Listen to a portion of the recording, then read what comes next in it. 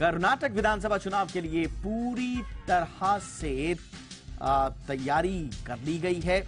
राज्य की जनता कल यानी बुधवार को विधायकों का चुनाव करेगी। राज्य में एक ही फेज में सभी 224 सीटों पर मतदान होना है। कर्नाटक में 38 साल से सरकार बदलने का रिवाज चला आ रहा है। मुख्य रूप से मुकाबला बीजेपी और कांग्रेस के बीच माना जा रहा है। बीजेपी जहां 38 साल का रिवाज तोड़कर सत्ता में वापसी की तैयारी में है, तो वहीं कांग्रेस बीजेपी को बेदखल कर सत्ता काबिज करने के लिए पूरी ताकत झोंके हुए है। कर्नाटक की 224 विधानसभा सीटों पर कुल 2615 उम्मीदवारों की किस्म का ने नामांकन किया है और कांग्रेस ने 221 सीटों पर और बीजेपी ने सभी 224 सीटों पर अपने उम्मीदवार उतारे हैं। वोटों की गिनती होगी 13 मई को। कर्नाटक चुनाव से एक दिन पहले पीएम मोदी ने कर्नाटक में जनता के नाम एक वीडियो संदेश जारी किया। उन्होंने लोगों से अपील की कि राज्य को इन्वेस्टमेंट, इनोवेशन और इंडस्ट्री में नंबर 1 बनाने के लिए बीजेपी को वोट दिया जाए।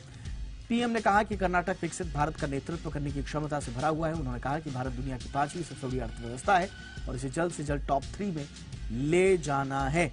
उन्होंने कहा कि बीजेपी सरकार की निर्णायक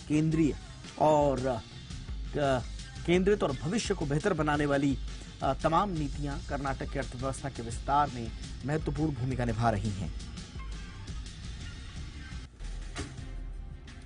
राजस्थान के पूर्व डिप्टी सीएम सचिन पायलट ने अपने ही सीएम अशोक गहलोत के खिलाफ फिर से मोर्चा खोल दिया है।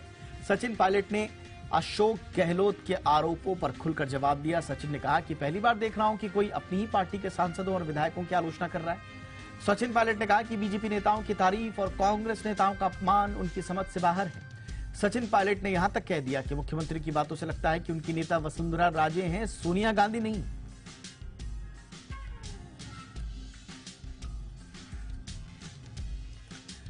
शिवसेना उद्धव गुट के सांसद संजय राउत की ओर से पार्टी के मुखपत्र सामना में लिखे लेख पर एनसीपी प्रमुख शरद पवार ने पलटवार किया है। शरद पवार ने कहा कि वो और उनकी पार्टी दूसरों की बातों को नजरअंदाज करते हैं।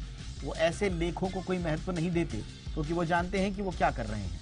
सामना में लिखे अपने लेख में संजय राउत ने एनसीपी प्रमुख शरद पवार पर अपना उत्तराधिकारी तैयार करने में विफल रहने का आरोप लगाया।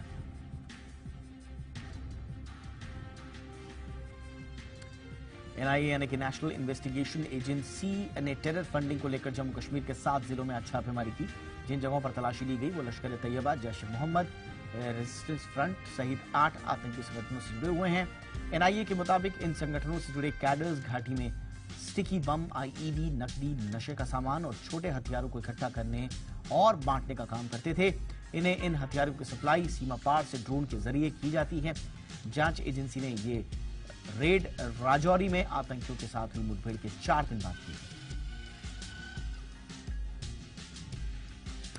श्रद्धा वालकर मर्डर केस में आरोपी आफ्ताब पूनावाला के खिलाफ दिल्ली की साकेत कोर्ट ने हत्या और सबूत मिटाने के आरोप तय कर दिए हैं। जनवरी में पुलिस ने इस मामले में आफ्ताब के खिलाफ 6,629 पन्नों की चार्जशीट दाखिल की थी। कोर्ट ने कहा कि दिल्ली पुलिस ने पर्याप्त सबूत पेश किए हैं, इसलिए आफ्ताब पर मर्डर और सबूत मिटाने का केस बनता है। आफ्ताब ने आरोपों को नकार दिया और मुकदमे का सामना करने का विकल्प चुना।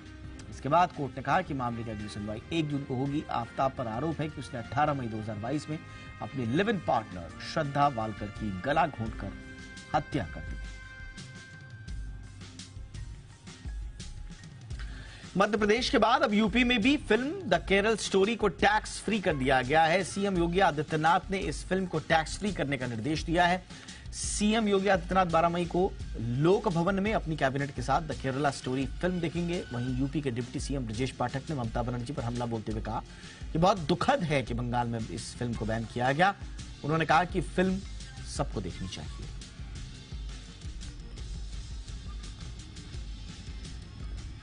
एनसीपी के नेता जितेंद्र आहवाट की ओर से फिल्म द केरल स्टोरी को लेकर दिए गए एक बयान के बाद विवाद बढ़ता जा रहा है। एनसीपी नेता जितेंद्र आहवाट ने कहा था कि फिल्म एक राज्य और उसकी महिलाओं को बदनाम करती है।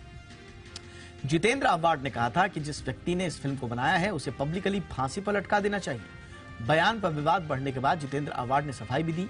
एक न्यूज चैनल को दिए इंटरव्यू में एनसीपी नेता ने कहा कि उन्होंने ये बयान भावनाओं में बहकर दे दिया था, जिसे वो वापस लेते हैं। हालांकि उन्होंने माफी मांगने से इनकार कर दिया। केरल के तानूर नाव हादसे में केरल हाईकोर्ट ने नियमों की जांच के लिए एक जनहित याचिका पर खुद ही सुनवाई शुरू कर दी है। रविवार शाम नाव पलटने की घटना में 22 लोगों की मौत हो गई थी। मरने वालों में महिलाएं और बच्चे शामिल थे। पुलिस ने बोट के मालिक के खिलाफ हत्या का केस दर्ज किया है। हाईकोर्ट ने इस दुर्घटना को चौंकाने वाला और भयावह बताया है। कोर्ट ने कहा कि यह घटना कठोरता, लालच और आधिकारिक उदासीनता के चलते हुई है। ऐसा हादसा फिर न हो, इसके लिए सच सामने लाना जरूरी है।